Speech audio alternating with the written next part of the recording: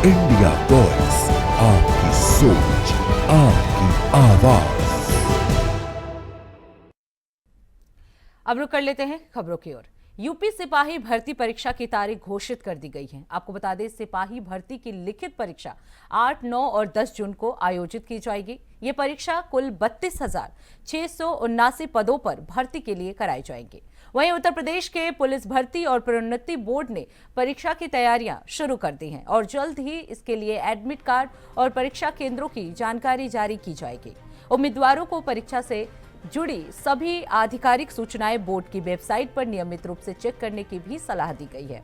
तो आपको बता दें, यूपी सिपाही भर्ती परीक्षा की तारीख जो है वो घोषित कर दी गई है। 8, 9 और 10 जून को लिखित परीक्षा होगी, जिसमें 32,679 पदों पर भर्ती की जाएगी।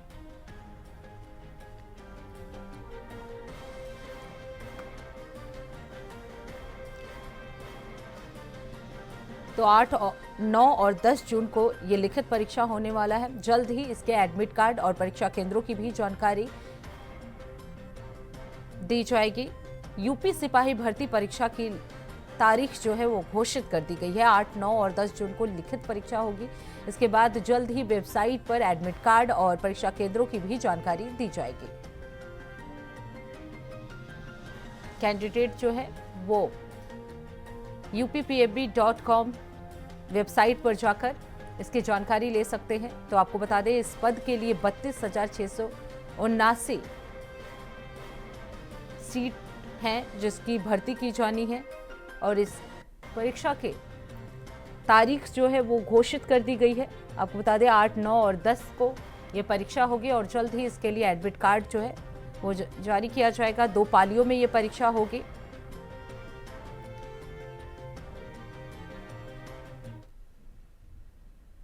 अब रुक कर लेते हैं अगली खबर की। लखनऊ एसटीएफ और एडीजी अमिताभ यश की बड़ी कार्रवाई में थाना सारनाथ क्षेत्र के कॉलोनाइजर महेंद्र गौतम हत्याकांड के मुख्य सुपारी किलर बनारसी यादव को मार गिराया है। आपको बता दें, बनारसी पर 1 लाख रुपए का इनाम घोषित था और उस पर 2 दर्जन से अधिक गंभीर मुकदमे दर्ज थे। चौबेपुर थाना क्षेत्र के अंतर्गत बरियासनपुर रिंग रोड पर हुई मुठभेड़ में अपराधी घायल हुआ और मौके पर ही डॉक्टर ने उसे मृत घोषित कर दिया।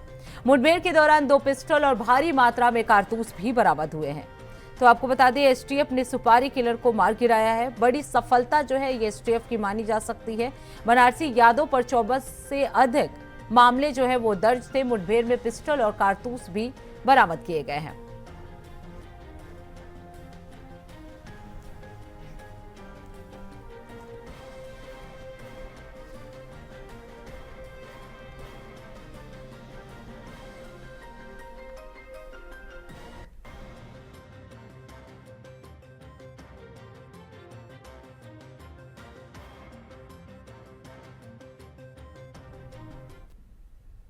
अब रुक कर लेते हैं अगली खबर की। खबर गाजियाबाद से है, जहां भारत सिटी सोसाइटी में एक सनसनीखेज घटना सामने आई है। आपको बता दें, 3 सगे नाबालिग बहनों ने देर रात करीब 2:30 पर 9वीं मंजिल से छलांग लगाकर आत्महत्या कर ली। तीनों एक ही परिवार से थी। इस मामले में प्रारंभिक जांच में पता चला कि बहनें ऑनलाइन गेमिंग की आदी थी, खासकर task based Korean lover game खेलती थी। परिवार के गेम खेलने से मना करने पर उन्होंने ये कदम उठाया। मौके से सुसाइड नोट भी मिला है जिसमें मम्मी पापा सॉरी लिखा था। फिलहाल पुलिस ने शव को कब्जे में लेकर पोस्टमार्टम के लिए भेज दिया है और परिजनों से लगातार पूछताछ जारी है। तो आपको बता दें, भारत सिटी सोसाइटी में एक सनसनीखेज मामला सामने आया है। एक बार फिर से ऑनलाइन गेमिंग के शिकार हुई हैं 3 बहनें। तीनों सगी बहनें थी, तीनों नाबालिग थी और उन्हें एक कोरियन गेम का आदत लगा हुआ था, जिसे फैमिली वाले मना करते थे खेलने से, जिसकी वजह से उन्होंने ये सुसाइड किया है। बहनों ने आत्महत्या कर ली है। 9वीं मंजिल से छलांग लगाकर उन्होंने आत्महत्या की है। आपको बता दें, इस मामले में पुलिस जो है वो लगातार जुटी हुई है और फैमिली वालों से लगातार पूछताछ भी जारी है। तो एक बड़ा ही संवेदनशील मामला जो है गाजियाबाद से सामने आया है, जहां एक बार फिर से ऑनलाइन गेमिंग की शिकार जो है वो 3 बहनें हुई हैं। इस तरह की कई घटनाएं हमने पहले भी देखी थी कि ऑनलाइन गेमिंग के एडिक्शन होने की वजह से बच्चे जो हैं वो सुसाइड कर रहे थे। और एक और मामला अब ये गाजियाबाद से आया है, जहां 3 बहनें, तीनों नाबालिग थी और उन्होंने ऑनलाइन गेमिंग के एडिक्शन की वजह से सुसाइड कर लिया।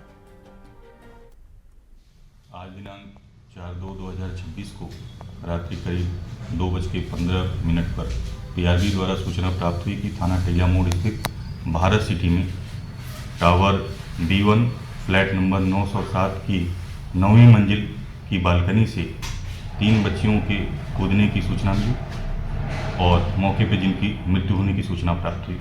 मौके पर पहुंचकर जांच की गई तो मौके पर 3 बच्चियां क्रमशः निशिका उम्र लगभग 16 वर्ष, प्राची उम्र लगभग 14 वर्ष, पाखी उम्र लगभग 12 वर्ष, पुत्रियां चेतन कुमार सन ऑफ गौरी शंकर की भूतल पर गिरने के कारण मृत्यु हो गई है, जिनको 108 एम्बुलेंस द्वारा 50 सैया अस्पताल लोनी भेजा गया।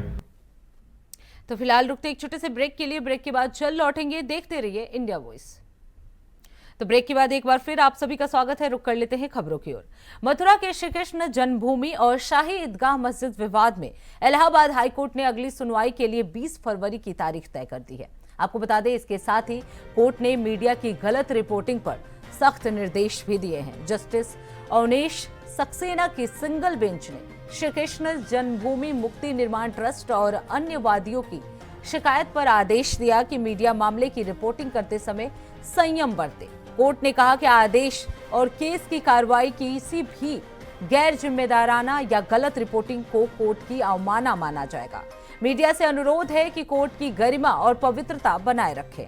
तो आपको बता दें, शाही ईदगाह मामले में हाईकोर्ट ने अब अगली सुनवाई 20 फरवरी तय कर दी है। इसके साथ ही उन्होंने मीडिया रिपोर्टिंग को लेकर भी टिप्पणी की है। उन्होंने कहा है कि मीडिया से रिपोर्टिंग में संयम बरतने के लिए कहा जाए। गैर जिम्मेदाराना रिपोर्टिंग कोर्ट के लिए अवमानना मानी जाएगी।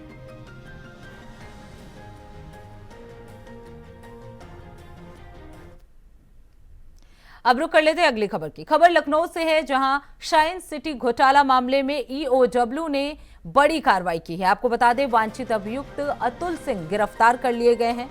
Shine city infra project private limited के बहुचर्चित निवेश घोटाले में वो बाहुबली टीम का अहम सदस्य बताया जा रहा है। आपको बता दें, अतुल सिंह को लखनऊ के गुडम्बा क्षेत्र से गिरफ्तार किया गया है। उस पर आरोप है कि वो निवेशकों को बहला फुसलाकर करोड़ों रुपए की ठगी करता था। शाइन सिटी के निदेशक और अन्य पदाधिकारी फरार चल रहे थे। लखनऊ स्थित आर स्क्वायर विपुल खंड कार्यालय से वो प्रॉपर्टी सेल देखता था और ईओडब्ल्यू की ये बड़ी कार्रवाई में अब उसे गिरफ्तार कर लिया गया है। तो शाइन सिटी निवेश घोटाले में करोड़ों की ठगी करने वाला अतुल सिंह पुलिस के द्वारा गिरफ्तार कर लिया गया है। लखनऊ से इसे गिरफ्तार किया गया है। अतुल सिंह जो है वो बाहुबली टीम का सक्रिय सदस्य माना जाता था।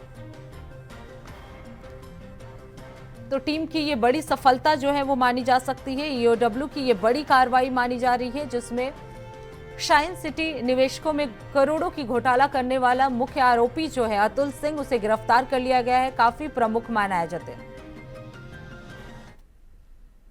अब रुक कर लेते हैं अगली खबर की। अवैध खनन और ओवरलोडिंग के खिलाफ हमीरपुर प्रशासन ने बड़ी कार्रवाई की है। आपको बता दें, उप जिलाधिकारी और पुलिस की संयुक्त टीम ने रात्रिकालीन अभियान चलाकर खनन परिवहन की सघन जांच की।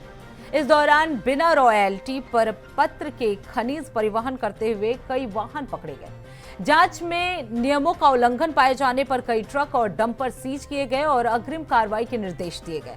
आपको बता दें, प्रशासन ने स्पष्ट संदेश दिया है कि अवैध खनन और ओवरलोडिंग किसी भी सूरत में बर्दाश्त नहीं की जाएगी और ऐसे मामलों में सख्त कार्रवाई जारी रहेगी।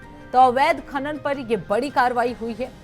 आपको बता दें, रात में अभियान चलाकर कई वाहन जो है वो सीज कर दिए गए हैं। बिना रॉयल्टी खनिज परिवहन पर यह सख्ती लगाई गई है।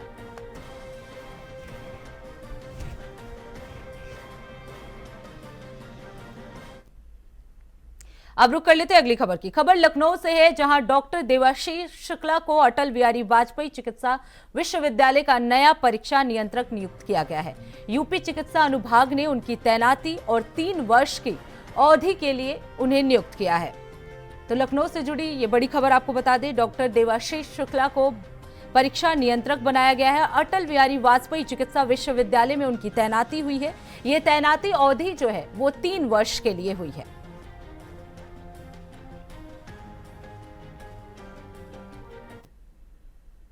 अब रुक कर लेते हैं अगली खबर की। जौनपुर में कोडे नियुक्त कप सिरप के अवैध कारोबार को लेकर पुलिस ने बड़ी कार्रवाई करते हुए पहली गिरफ्तारी की है।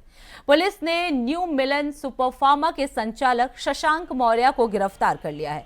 इस मामले में पहले से कोतवाली में 2 मुकदमे दर्ज हैं। क्षेत्राधिकारी नगर गोल्डी गुप्ता ने बताया कि जांच के आधार पर इस नेटवर्क से जुड़े 22 आरोपियों के खिलाफ गैर जमानती वारंट जारी किए जा चुके हैं। गिरफ्तार आरोपी की चल अचल संपत्तियों की जांच की जा रही है और जब्तीकरण की प्रक्रिया शुरू हो गई। पुलिस का कहना है कि आने वाले दिनों और गिरफ्तारियां की जानी है।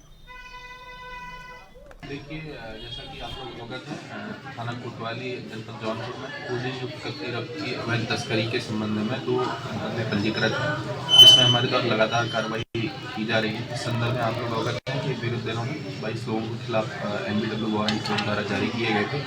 उन्हीं के परिप्रेक्ष्य में हमारी टीम द्वारा एक प्रोपराइटर हैं मिलन सुपर फार्मा के शशांक मौर्य, उनसे पूछताछ के लिए उनको लाया गया है और अग्रिम विधिक कार्रवाई कर रही है।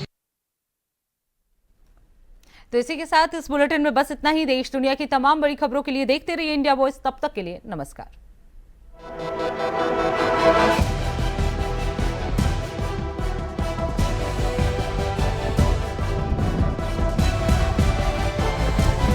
इंडिया वॉइस, आपकी सोच, आपकी आवाज।